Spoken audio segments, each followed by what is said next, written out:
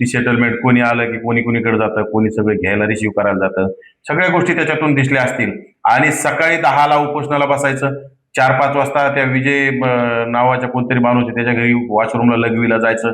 म्हणजे उपोषण कर्त्याला लघवी कुठून येते, आम्ही उपोषण केलंय आणि यांच्या कार्यकर्ते सांगते 2 दिवसांनी अगोदर पाणी पिलेलं नाही आणि पाणी न पिता याला लघवी कुठून आली, एक तर एनर्जल तिथून पिऊन आला असेल. खरं तर आंदोलक किती भंपक असावा, आंदोलन किती खोटं असावं आणि आंदोलन किती ठरून केलेलं असावं, हे सगळं तुम्हाला त्या भागातल्या ते हावभाव, ती सेटलमेंट कोणी आलं की कोणी कोणीकडे जातं, कोणी सगळं घ्यायला रिसीव्ह करायला जातं, सगळ्या गोष्टी त्याच्यातून दिसल्या असतील.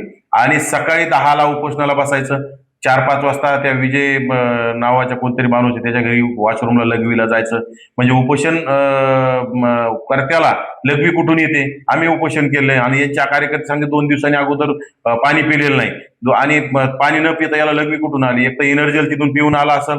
दुसरी अशा उन्हात बसून पुन्हा आणि सगळे लोक, माझ्या मते पत्रकार, पोलीस यंत्रणा सगळे तिथे बेजार झाले असतील. याला याची बेजारी कशी झाली नाही, याला काहीतरी टॉनिक दिलं असेल. आणि राहिला दुसरा विषय, 10ला बसायचं आणि संध्याकाळी 1-1:30ला उपोषण सोडायचं. म्हणजे फक्त 14-15 घंटे उपोषण. याला कोणतं उपोषण मानायचं? सकाळी जेवून आलेला असेल 10च्या आधी, काजू बदाम खाऊन आलेला असेल.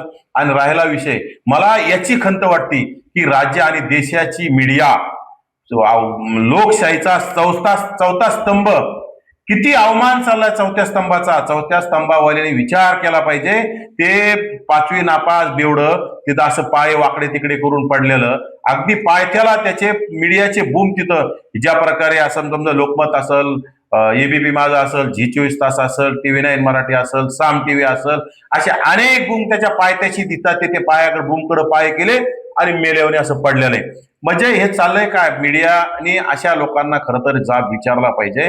लोकशाहीचा चौथा स्तंभ वाचवण्याचं काम केलं पाहिजे. कारण की लोकशाहीचा चौथा स्तंभ संपला ना तर येणाऱ्या काळात काही राहणार नाही. आजच्या घडीला लोकशाहीच्या विरोधात सगळं चाललंय. आणि जर चौथ्या स्तंभाने जर इतक्या खालच्या पातळीला जर जाऊन कुठेतरी यांच्या पायथ्याशी असं करायचं म्हटल्यानंतर कुणाच्या आंदोलकाच्या किंवा राजसत्तेच्या पायथ्याशी किंवा पैशावाल्याच्या पायथ्याशी जाणं हे योग्य नाही. आणि हा माझा मीडियावाल्यांना सुद्धा प्रश्नच मानावा लागेल. महाराष्ट्रातील सर्व बातम्यांचे विश्वासार्ह व्यासपीठ, सकाळच्या सर्व सोशल मीडिया प्लॅटफॉर्मला लाईक, फॉलो आणि सबस्क्राईब करा. तसंच सर्व नोटिफिकेशनसाठी बेल आयकॉन प्रेस करायला विसरू नका.